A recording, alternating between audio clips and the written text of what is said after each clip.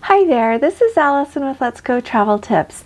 Today I've got the information for you about how to use the government test to be able to qualify to board a cruise ship, for an airplane flight, anything you need like that, as well as information from the CDC, as well as information about boosters and lots of updates from cruise ships.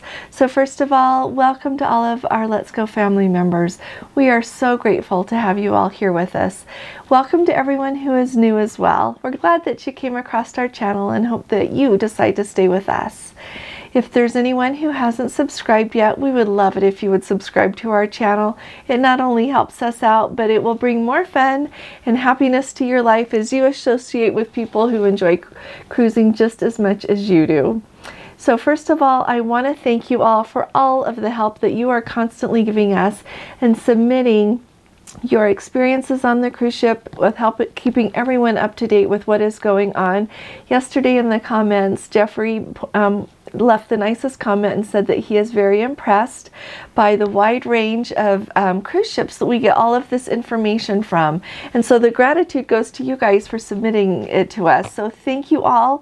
I really appreciate all of your time and effort that you spend putting in the comments, sending us emails, and everything to keep everyone up to date. So thank you very much. So first of all, it is really big news that the CDC has decided to remove all of the travel warnings from their website regarding cruising. This has been a long time coming. The CDC has been regulating cruising for like 2 years now, ever since COVID started. And it really is remarkable that finally we are to the point that they think that, and they recognize that cruise lines are doing an excellent job in trying to keep everyone safe, their crew, all of the passengers, to keep all of the protocols really to mitigate the spread of COVID or any other disease. Now, I, like all of you, don't like it when I hear that sometimes things aren't being run as tight as possible. The thing that sticks out to me is the lady that was our Let's Go family member, so kind to let us know that when she had been on board the Ruby recently, they were letting everyone serve themselves in the buffet again. And so I'm really hoping that maybe Princess will hear people's opinion on that and go back to having the crew serve everyone on board the ship. And so first of all, so we've got that wonderful news from the CDC. The next thing is yesterday I did my video and I said, you know, they haven't approved those boosters yet. And the very first comment I think was from Ronald, and he said, you know what, boosters were approved today. And so I clearly had missed that. So thank you very much for that comment.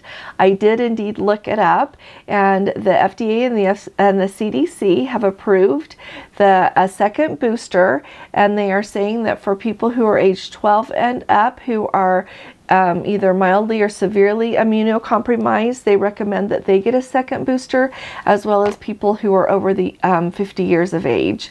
And so they say to wait like 4 months since your last dose. And just as a point of reference, Gordon and I got our booster in last November. And so I think that we are thinking that we are probably going to get ours before we head off to Europe on our cruise May 28th, because I think it will just give us another layer of protection, because I don't want to get COVID again. And I just would like that extra protection. So that's what we're thinking of doing.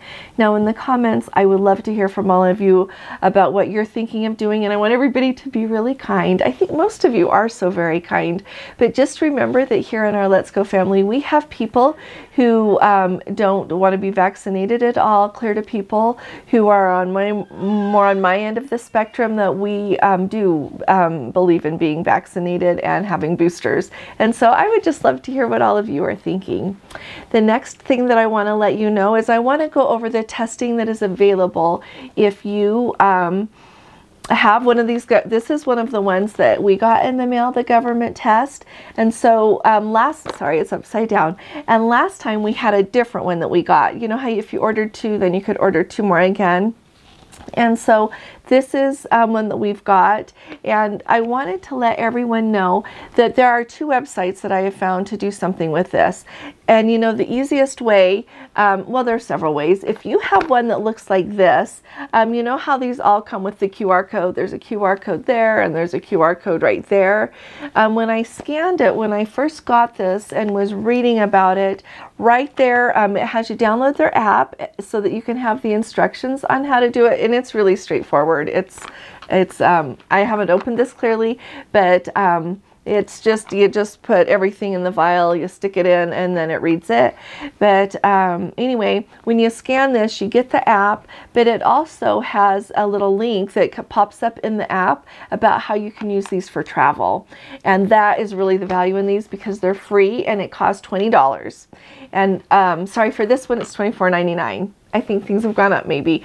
But on the other website, for some of the other kind of tests, which is one that we've had before that we've just bought over the counter, like the QuickView Quidel brand, you can just pay $20 and have that turned into one that you can use for travel. So I'm going to put the two websites down below. That one is like, I think it's called Azova, but I'll put it down below. And they just like have all of these different kind of tests that you could have, and then you just click on it and pay for the telemedicine visit in order to be able to do that.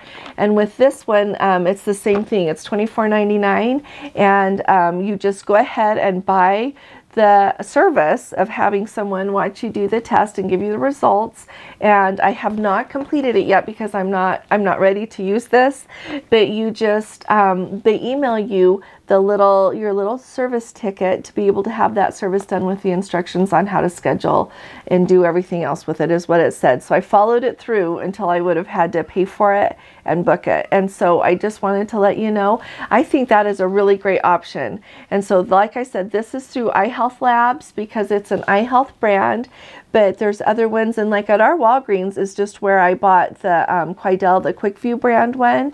And so you can go buy that. And I think those were 2 tests for $25 when I bought those. And that's one of the ones that you can do. And so I'll put both of those links below so that you can go take a look and see what you can do. And the other thing that I really like is like, look how small this is. Like this is in my hand. And so this would be really handy to pack for travel. Like if you are, no matter where you're going, if you're going on one of those cruise land tour things and you just want a test to do in between, you'll have, like, this is really easy to pack and really easy to do. You can do it with your phone on those telemedicine calls. And so with your phone, the nice thing is you don't even really, you can use your data. And so you don't even have to have like internet per se, like really good Wi-Fi. You could just use your phone service itself. Does that make sense? Like your 5G, LTE, whatever it is you get. And so it gives you a lot of flexibility. And so if you've got any questions about this, you can put it in the comments below. But I was just so excited. This should work perfectly smoothly for everyone. And I also think we had a really great comment from Carrie. He's in our Let's Go family. He cruises a lot. He does some Princess and he does a lot on Holland America. And he was saying that in Vancouver, when you go there, they've got the testing that I have mentioned to you so often that is before you go through security. He said it is really easy to see, and a couple of them are clear far down, he said, to the left on the north side of the check-in area there.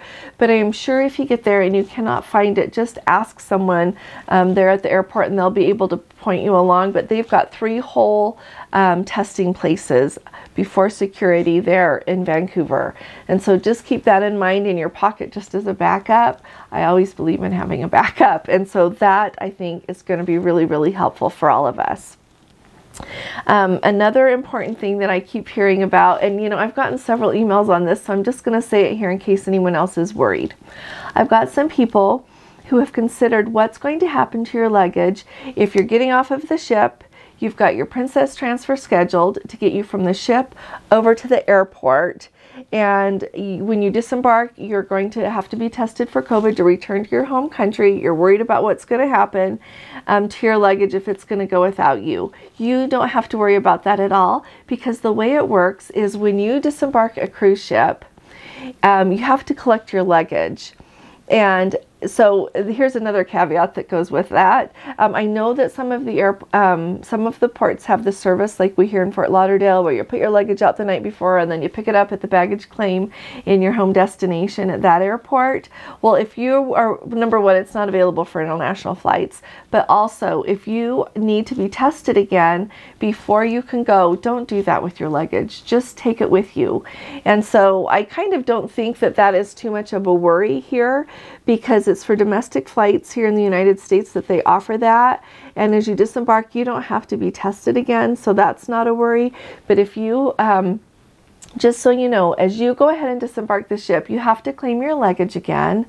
And then you go through customs if you've been out of the United States, which you're always out of the United States when you go on a cruise. You have to stop somewhere, except for those sailings to Hawaii. Well, and even though the Pride of America is the only one that just sails around Hawaii, you know, I'm complicating things, but just remember, yeah, take your luggage with you. You take it with you if you have to be tested to your home country. Then you get on the shuttle after that, so your luggage is always with you. So if you happen to test positive on disembarkation, you've got your luggage with you. They don't take it to the airport separate when you're on a Princess transfer. You take your luggage with you to the bus you're going to get on for the transfer. They put it underneath you there in the luggage area of the bus. It stays with you. Then when you get off the bus at the airport, you collect it right there. You don't go somewhere else to collect it. It's just right there with you on the bus. So I hope this explains it well.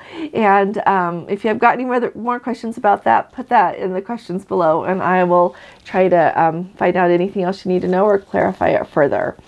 The other item that I wanted, we are getting so many questions about what the protocols are going to be out of Australia. And you know what? I have no idea. I don't know what Australia is thinking about that, and they have not made a peep. That government has not talked about testing for cruise lines at all, and neither have the cruise lines. So we will keep our eye out though, and the minute they say anything, I'll be sure to let you know. But you know what? It might be similar to what it is in other places. I think testing is going to be involved. My guess is that masking might be involved just at the startup, and vaccines I think are probably going to be involved as well, just based on what all the other cruise lines are doing around the world. We've got a nice update from a Let's Go family member who is on the Grand Princess from Los Angeles to Hawaii on March 10th through the 25th, and he was kind enough to say that on that ship they are still serving people. The crew is still serving the passengers. So I wanted to put that information out there for you, so that, because I was kind of worried when we heard about someone who had been on the Ruby and they said that passengers were serving themselves again. I was wondering if they're doing that everywhere, and it sounds like they're not. So we've got word from the Grand on that, and I will ask Ken about that on the Sky Princess, and if anyone else wants to comment, we'd love to hear. Yesterday I mentioned that on the Caribbean Princess that they do have some COVID cases on board, so passengers are being required to wear their KN95 masks in the indoor areas on the ship. And Suzanne was so kind to let us know that they are also not doing the production shows right now. But I love that she said it is still a beautiful cruise, and so I think that's all we can do, is just take what we're given and make the best out of it. And so I'm so glad that she's doing that. I've got a couple of questions for everyone here. And oh, you know what? Let me tell you this first. So the Discovery Princess, as you know, is on her inaugural sailing, and I am just so excited for everyone who's on it. It sounds like it's going really well, and I need to get caught up with everything and tell you more about that tomorrow. But Princess just announced that April 29th is the day that they are going to do her official naming ceremony, and so that is supposed to be broadcast like the last one was. We should be able to watch it on YouTube and just be able to follow along and enjoy that really fun day with them. The next thing is, my two questions are, anyone on the Enchanted Princess? We have not had the pleasure of sailing on the Enchanted Princess yet. And can anybody comment if they've still got those shower curtains, especially in the standard balconies? I would love to hear from you. I'm sure they've got something covering the shower there, but we've had the questioning come in. I don't know if they've perhaps replaced it with a sliding like shower door. That would be hard to keep clean, or maybe just a glass door, but I'd love to hear what's going on with that. And we've got a Let's Go family member that would really, really, really like to contact the FE Watch store on the Regal Princess before they sail, though. They've got a question. Does anyone have any input on how to do that? I can't figure out how you contact a store on a ship before you're on that. I asked if they wanted to put their question in the comments, and I don't think they do because they haven't. They just repeated again if anyone knows how to contact them. So I would just love it if anybody has any input on that at all. That's all of the updates we've got today for our discussion. Like I said, I would like to hear what everybody's thinking about the boosters, and I would like to hear what everyone is thinking about with having, we're hearing of more COVID cases on board, and I don't know if it's just because we're hearing of that a little bit more, or if there are indeed more than there used to be. I checked the CDC's website again this morning, and there are no red ships. None of the ships have enough cases to require an intervention. So I think that's good news. So let me know if it's worrying you at all. We're still really excited to get to go on our cruise. We're just going to be careful and go and thoroughly enjoy ourselves. So if you've got any questions, put it in the comments. If you appreciate these updates, would you please give this video a thumbs up, as that really does help us out. I will be talking to you all again really soon. You all take really good care. God bless you. Love you.